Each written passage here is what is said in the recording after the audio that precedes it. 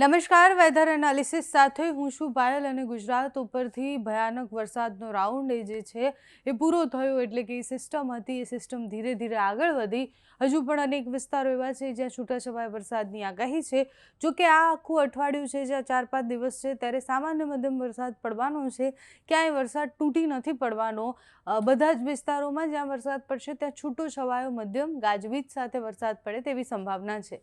હવામાન વિભાગની આગાહી પહેલાં જોઈએ તો હવામાન વિભાગની આજની આગાહી પ્રમાણે આખા ગુજરાતમાં તમને ગ્રીન કલર દેખાતો હશે। ગ્રીન કલર સૂચવે છે કે છૂટાછવાયા સ્થળો પર હળવાથી મધ્યમ વરસાદ થવાની આગાહી છે। એટલે 10 તારીખની આ સ્થિતિ છે। 11 તારીખે પણ છૂટાછવાયા સ્થળો પર વરસાદ પડે એટલે અમદાવાદમાં હું રહું છું તો અમદાવાદ આખામાં વરસાદ ન પડે, અમુક વિસ્તારમાં છૂટોછવાયો વરસાદ પડે એટલે બધી જ જગ્યાએ ગ્રીન એલર્ટ આપેલું છે એટલે બધી જ જગ્યાએ છૂટોછવાયો વરસાદ પડી શકે છે। 12 તારીખની સ્થિતિ જોઈએ તો 12 તારીખે વડોદરા, ભરૂચ, નર્મદા, છોટાઉદેપુર, સુરત, તાપી, નવસારી, ડાંગ, દમણ, દાદરા નગર હવેલી અને વલસાડમાં વરસાદ પડશે। જો કે પોરબંદર, રાજકોટ, જૂનાગઢ, ગીર સોમનાથ, અમરેલી અને ભાવનગરમાં પણ છૂટોછવાયો મધ્યમ વરસાદ પડે તેવી સંભાવનાઓ છે। એટલે અત્યારની જે આગાહી છે 9, 10, 11 અને 12 તારીખની આગાહી છે, માફ કરજો, આ 12 તારીખ સુધીમાં તીવ્રતા વરસાદની ઓછી થઈ જશે। એટલે 12 તારીખ સુધીમાં તમે જુઓ કે એ આખા ગુજરાતમાં જે છૂટોછવાયો વરસાદ પડવાનો હતો એની જગ્યાએ સામાન્ય મધ્યમ વરસાદ જ પડે એવી સંભાવનાઓ છે।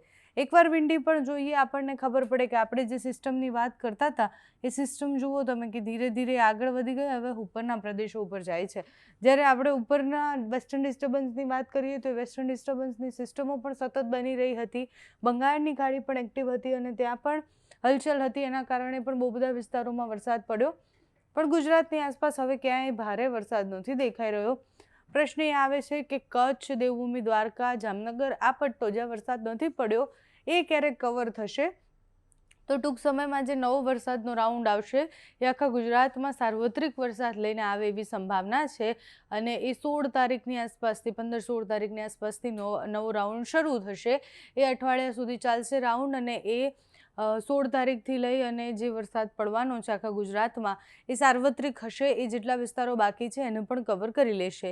એ મધ્યમ વરસાદનો રાઉન્ડ હશે એટલે આપણે અતિ ભારે વરસાદ જોયું એટલો ભારે વરસાદ નહીં પડે, સામાન્ય મધ્યમ વરસાદ એ રાઉન્ડમાં પડશે। એના પછી 26 તારીખની આસપાસ 25-26 તારીખની આસપાસ પણ વરસાદનો એક નવો રાઉન્ડ શરૂ થશે જે આખું અઠવાડિયું જે છે એટલે આ જુલાઈ મહિનાનો એન્ડિંગ કહેવાય એ આખું અઠવાડિયું ભારે વરસાદ પડવાનો છે, એની તીવ્રતા થોડીક વધારે હોય તેવી સંભાવના છે। પણ અત્યારે તો આ આખા અઠવાડિયામાં ગુજરાતમાં ક્યાંય વરસાદ તમને નહીં દેખાય।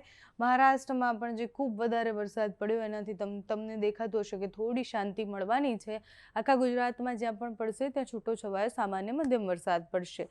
તમારે ત્યાં કેવું વાતાવરણ છે અમને કમેન્ટ્સમાં જણાવજો। અત્યારે આ વિડીયોમાં બસ આટલું જ। જો તમે અમને યુટ્યુબ પર જોઈ રહ્યા હોય તો સબસ્ક્રાઇબ કરજો, ફેસબુક પર જોઈ રહ્યા હોય તો ફોલો કરજો, અમારા વિડીયોને લાઇક અને શેર કરજો।